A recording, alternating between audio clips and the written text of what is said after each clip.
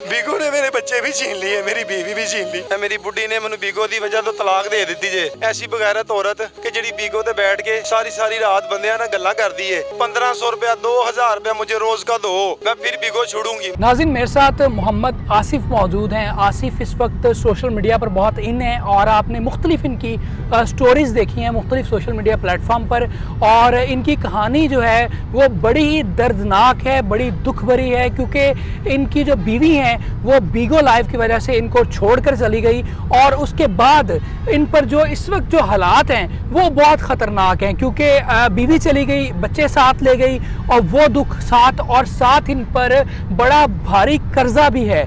और रिक्शा था इनका, ये रिक्शा चलाते थे, इनका रिक्शा भी बिक गया। तो इस वक्त ये बड़ी अज़ियतनाक ज़िंदगी गुजार रहे हैं। तो मैं आसिफ से पूछूंगा कि हुआ क्या था, किस तरह इनकी ज़िंदगी में ये दर्दनाक सफ़र शुरू हुआ। आसिफ, शुक्रिया आपका वक्त दिया आपने। पहले तो मुझे ये बताएं कि ये कहानी शुरू कहाँ से हुई, क्यों आपकी बीवी आपको छोड़ कर गई? सर जी, बात ऐसे है कि मैं रिक्शा चलाता हूँ ना जी जी। पहले मैं जो नौकरी करता था, उसके बाद फिर नौकरी में लोग काम से निकाल देते थे। जी जी। तो 10 दिन रखता था, 15 दिन रखता था, काम से निकाल देता था, बच्चे भूखे होते थे। तो बेगम कहती थी कि आप कोई काम ऐसा करोगे जिससे जो ना रोज़गार सही आए। ठीक है। फिर सर जी मैंने किस्तों पे रिक्शा ले लिया। ठीक है। मैं वो चलाने लगा और हमारा रोज़गार आमदनी जो है ना शुरू हो गया। ठीक है। और मैं 700-800 रुपया रोज़ कमाता था, घर में खर्चा करता था, और हमारा निज़ाम जो है ना चल रहा था। सर जी बीच में लॉकडाउन हो गया। ठीक है। और लॉकडाउन की वजह से जब मैं बाहर जाता था कुछ मिलता नहीं था, और खाली घर में आ जाता था। घर वाले लड़ते थे, बेगम कहती थी बच्चे भूखे हैं। मैं बड़ा परेशान होता था सर जी। कभी किसी से 500 ले लिया, कभी किसी से 1000 ले लिया, दोस्त से ले लिया। तो सर जी उसमें ये हुआ कि मेरी बेगम मुझे कहने लगी आपकी तो आमदनी नहीं, आप तो काम पे नहीं जाते, ठीक है। तो हम बच्चों को भूखा मार दूं फिर। तो सर जी फिर मैंने कुछ कर्जा वगैरह लोगों से लेकर अपना जो घर का सिलसिला चलाना शुरू कर दिया। तो मैंने कहा मैं बच्चों को भूखा नहीं देख सकता, मैं अपने बच्चों की खातिर सब कुछ करूँगा। ठीक है। ठीक है। और उसके दौरान जो है ना हमारे बीच में लड़ाइयाँ पड़ने लगी थोड़ी बहुत, और मेरी बेगम ने कुछ सोशल जो बीगो ऐप यूज़ करना शुरू किया। जी जी। उसकी वजह से हम दोनों के बीच में जो लड़ाइयाँ पड़ी, लेकिन मैंने उसको समझाया। जी जी। लेकिन सर जी लेकिन मसला ये कि गुर्बत इतनी ज़्यादा थी ठीक है। कि जो है ना वो समझ नहीं सकी इस बात को, और बहुत जो हालात जो है ना सर जी ख़राब हो गए। मतलब जो बुनियादी वजह बनी वो एक तो लॉकडाउन में बेरोज़गारी, और दूसरा बीगो लाइफ का इस्तेमाल। जी यही बात है। जी। अच्छा, आपकी जो शादी हुई थी वो आपकी मुलाकात आपकी बीवी से कैसी हुई थी? लव मैरिज थी या अरेंज मैरिज थी? उसके बारे में थोड़ा सा बताएं। सर जी हमारी लव मैरिज हुई थी, हम इधर ही मिले थे इस प्लेस के ऊपर, ये मनादे पाकिस्तान में। ठीक है। और हम दोनों ने एक दूसरे को पसंद किया था, और हमारी लव मैरिज हुई थी। हमारा जो अच्छा निज़ाम चल रहा था, लेकिन आपको बताया ना कि हमारे 8 साल 9 साल अच्छे गुजरे, और उसके बाद सर जी हमारी लड़ाइयाँ पड़नी शुरू हो गई कम आमदनी की वजह से। और रिक्शा चलाता था, शायद बेगम मेरी मुझे पसंद नहीं करती थी कि रिक्शा ड्राइवर है शायद, लेकिन सर जी क्या करें, इंसान को कुछ तो करना है ना जी जी। जीने के लिए। तो मैं क्या करूं सर जी, मैं कोई गलत काम करता था जो रिक्शा चलाता था, अपने बच्चों के लिए चलाता था। सर जी मैंने इतनी कोशिश की कि मुझे कोई अच्छा काम मिल जाए, मैं कोई अच्छा काम करूं और मेरी भी कोई वैल्यू हो, लेकिन सर जी क्या करें, किस्मत ही ऐसी थी कि जो थोड़ा बहुत निज़ाम चल रहा था सर जी वो लॉकडाउन हो गया, और बेगम मेरी ने बीगो ऐप यूज़ कर लिया। उसकी वजह से हम दोनों में तनाज़ात बढ़ते गए सर जी, और बहुत ज़्यादा जो है ना झगड़ा शुरू हो गया। और सर जी यकीन करें, मैंने कभी किसी से पैसे उधारे ले लेता था, कभी किसी, अब वो लोग मेरे ऊपर चढ़े हुए हैं, मुझे कहते हैं हमारे पैसे वापस दो। तो सर जी बस ये है कि बस किसी को दिलासे दे रहा हूँ, कभी किसी को कुछ कह रहा हूँ। ठीक है। मैंने पहले भी इंटरव्यू एक किया था, उसमें भी मैंने यही अपना मौक़िफ़ बताया था। उसमें मुझे कुछ लोगों ने फ़ोन किया और बस सर जी स्टोरी पूछते हैं, और जो है ना ये जानते हैं कि भाई ये क्या है फलाना, और हेल्प कोई नहीं करता। अच्छा। 1-2 लोगों ने थोड़ी बहुत हेल्प की थी, लेकिन सर जी मैं ये चाहता हूँ कि सर जी मेरा जो कर्जा है ना ये सारा जितना भी मेरे ऊपर है, 3.5 लाख रुपया तकरीबन है, उसमें से 50,000 रुपये मैंने दे दिया है, 3-1 लाख रुपये रह गया। तो ये उतर जाए सर जी, और मेरे घर के हालात फिर अच्छे हो जाएंगे, फिर मैं अपनी बेगम को मनाने की कोशिश करूँगा, और अपने बच्चों को अपने घर ले आऊँगा। तो इंशाल्लाह सर जी मैं लोगों से ये कहता हूँ कि प्लीज़ जो है ना ये मत सोचें कि मैं एक मजबूर इंसान हूँ, मैं इसलिए मीडिया पे आया हूँ। मेरा कोई ऐसा नहीं है, अगर मैं गलत हूँ तो मैं गलत हूँ, तो आप लोग मुझे हेल्प भी ना करें। ये गुजारिश है मेरी लोगों से कि बराए मेहरबानी अगर आप मुझे फ़ोन करते हैं तो मेरा मजाक ना उड़ाया जाए और मुझे ये ना पूछा जाए कि आप सच्चे हो या झूठे हो। अगर कोई मुझे समझता है कि मैं सच्चा हूँ तो मेरी हेल्प की जाए। अगर मुझे कोई झूठा समझता प्लीज़ मेरी स्टोरियाँ ना पूछे।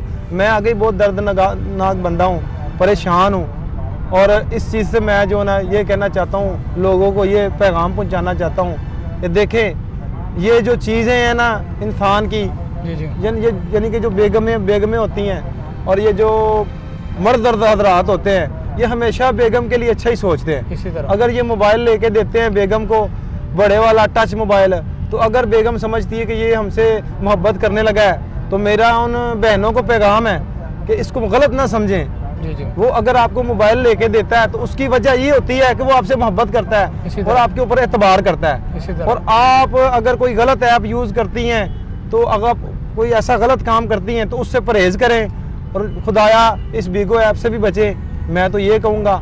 और ऐसा कोई सोशल जो है अपना नेटवर्क इस्तेमाल ना करें, और मेरी ये गुजारिश है सबसे। अच्छा आसिफ साहब, मैं ये जानना चाहूँगा कि आपने जिक्र किया कि मैंने बच्चों के लिए मैं जो कुछ कर सकता था मैंने किया, हर कुर्बानी दी। अब मुझे बताएंगे, अब आपके पास बच्चे नहीं हैं, बच्चे आपकी बीवी लेकर चली गई है, तो बच्चों के हवाले से आपके एहसासात क्या हैं? क्या क्या तड़प रखते हैं बच्चों के लिए? बच्चों के हवाले से बताएं। सर जी मैं आपको बच्चों से बड़ी तो दौलत नहीं होती, सब इंसान के लिए बच्चों से आगे मुझे क्या कुछ होता है? नहीं चाहिए। मैं तो मेरा मौक़िफ़ ये नहीं है कि मुझे कुछ चाहिए। वो तो सर जी मैं इसलिए कह रहा हूँ कि इसी वजह से मैं कह रहा हूँ कि मीडिया पे इस वजह से ही आया हूँ कि देखिए मैं अपना ये कर्जा उतार कर अपने बच्चों को अपने पास रखना चाहता हूँ, अपनी बेगम के साथ रहना चाहता हूँ। ठीक है, मुझे उम्मीद है कि अगर ये मेरा हालात अच्छे हो जाते हैं, ठीक है, मेरा रिक्शा वगैरह वापस आ जाता है जो बिक गया है लॉकडाउन की वजह से, मेरा आमदनी जो है वो रोज़गार आमदनी अच्छी हो जाती है, तो मुझे उम्मीद है कि मैं अपनी बेगम को मनाऊँगा और वो उनको घर में लेके आऊँगा।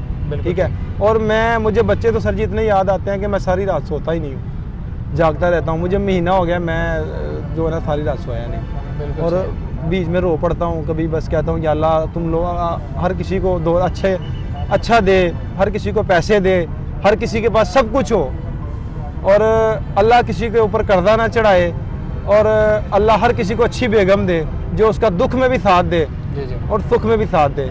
ऐसी बेगम किसी को ना दे जो दुख में छोड़ जाए और सुख में साथ दे। अच्छा, एक बड़ी इंटरेस्टिंग बात है कि आपकी बेगम आपको छोड़कर चली गई आपकी गुर्बत की वजह से, और दूसरी जानिब वो ख़ुद भी बीगो ऐप इस्तेमाल करती थी और उनके मामलात भी बेहतर नहीं थे, लेकिन उसके बावजूद आप ये कह रहे हैं कि मैं फिर भी ये चाह रहा हूँ कि उनसे मेरी सुलह हो जाए और आप उनको वापस लाना चाह रहे हैं घर। इसकी क्या वजह है? सर जी इसकी वजह ये है कि देखें, मैं एक चीज़ होती है कि इंसान की छोटी सोच होती है। जी।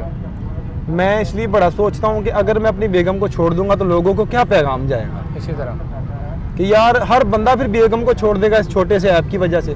घर में छोटी मोटी जो बातें हैं वो होती रहती हैं, ठीक है, घरेलू झगड़े जो है ना वो चलते रहते हैं। मैं ये कहूँगा कि मैं उसको इस वजह से रखना चाहता हूँ कि मैं अपने बच्चों के साथ बहुत मोहब्बत करता हूँ, ठीक है, मैं उनके साथ रहना चाहता हूँ और मैं अपनी बेगम के साथ जो है ना ज़िंदगी गुजारना चाहता हूँ। ठीक है, और इसके लिए मेरी अपनी बेगम से भी रिक्वेस्ट है कि आप भी मुझसे सुलह करें और हम दोनों मिल के अपने बच्चों को जो ना अच्छा निज़ाम चलाएं। बिल्कुल ठीक है। अच्छा, अभी जो सूरत हाल है वो मुझे बताएं कि आपका स्टेटस क्या है फाइनेंशियली, कितने लोगों के आपने कर्जे देने हैं और वो कर्जे क्यों लिए गए थे, ठीक है, और इस वक्त आपका क्या हालात क्या है?